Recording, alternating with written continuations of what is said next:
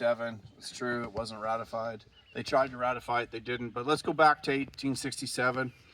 If you open it up, you get one of those Queen's Printer documents and you open it up and you go to section 2, you will see that it says, in the event that the Queen or the King dies, that the heir, successor, or sign of that King or Queen shall become the King or Queen.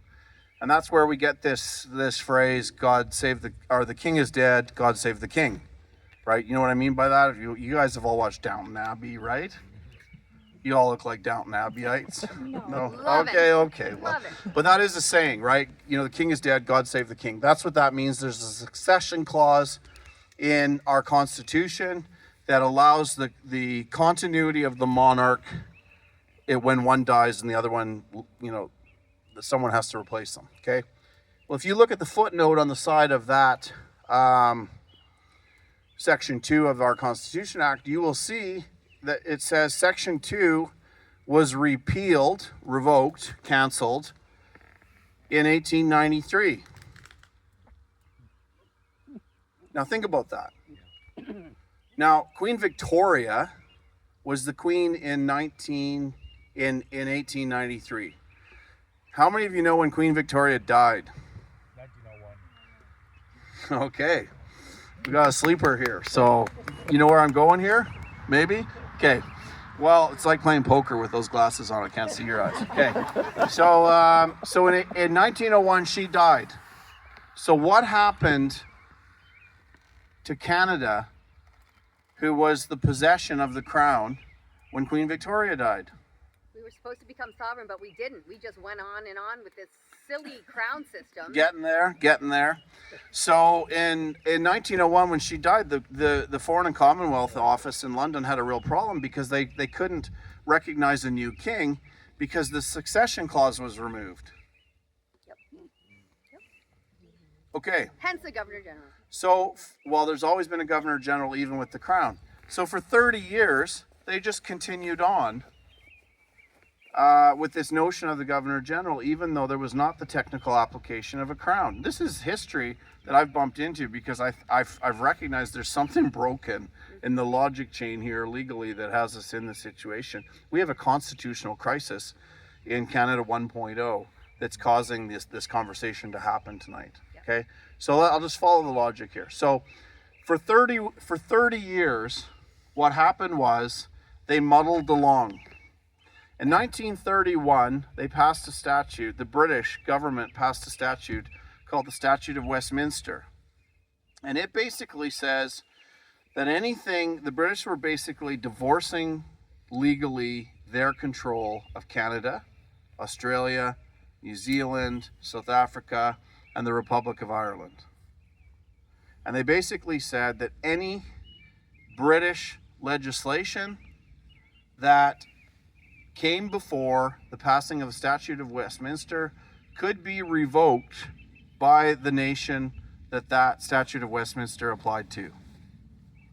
Republic of Ireland, Canada, New Zealand, Australia, South Africa. What happened after 1931? Well, I'll tell you what happened. The Republic of Ireland became, the Free State of Ireland became the Republic of Ireland because they went through a constitutional convention, wrote a constitution, and birthed themselves as a de jure nation. They became the Republic of Ireland. What happened in Canada? Western Canada, Canadians were all homesteading. They weren't reading legislation from London. Most people in the rest of Canada, it just looked like life was exactly going on the same. And so someone somewhere between Montreal, Toronto, and Ottawa would have taken note of the Statute of Westminster, and they simply continued the agenda of the Crown. Now, I've been doing more and more research here on this issue. When we got into World War II, Canada had a problem because the British stopped being prepared to appoint a Governor General because legally they couldn't because they didn't have a crown. So Mackenzie King, the Prime Minister at the time, actually tried to appoint a Governor General on behalf of the British Crown.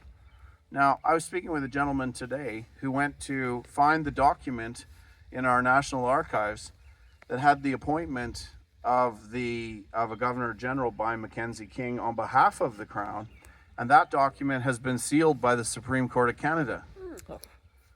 What I'm saying here, this is just my Grant Abraham, not here as a party speaker. I'm just saying, when I look at this, what's happened, we had this, and I know that Queen Victoria historically wanted freedom for the realm, the empire. She did that. Ireland was the evidence of it. It became a de jure nation as a result of the Statute of Westminster. And what happened here was we just weren't told. And in Canada, as the one exception to all those other places, we have a particular directive that was added on to us that was even better, because it wasn't just the Parliament of the Dominion that got to decide how it wanted to work. It actually allocated those decisions to the provinces to form their provincial legislatures to define how they wanted to exist. So I don't know what it was you told me was the idea, but there's the legal argument for why that actually is going to work as an argument. Now, I'll tell you this. I think this gentleman's right. I don't think Mark Carney wants Alberta to leave, because it's worth trillions and trillions of dollars. Right now in Alberta, if my accounting understanding is right, forget the balance sheet of Alberta. There's another $21 trillion of oil and gas that isn't on the provincial balance sheet because it hasn't been developed enough yet to justify being placed onto the balance sheet of the province.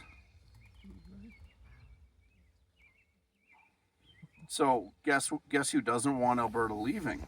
That's why Mark Carney's in Alberta. But this isn't about the money. This is about the freedom and our way of life and our people. And that's why I'm here talking about this. And you know what? And if I was going to be a selfish Albertan, I wouldn't bother telling you all that. But that's the pathway for freedom. So that's why I'm saying Alberta's the rock that's going to break this tyranny, A. And B, when we do, we're going to establish a system that I think you'll be able to live under, because you'll recognize it and it will reflect our culture, values, and traditions, and the supremacy of God and truth, justice, and righteousness. And you're going to want to live under it. And it's not going to have all the maggots and the parasites.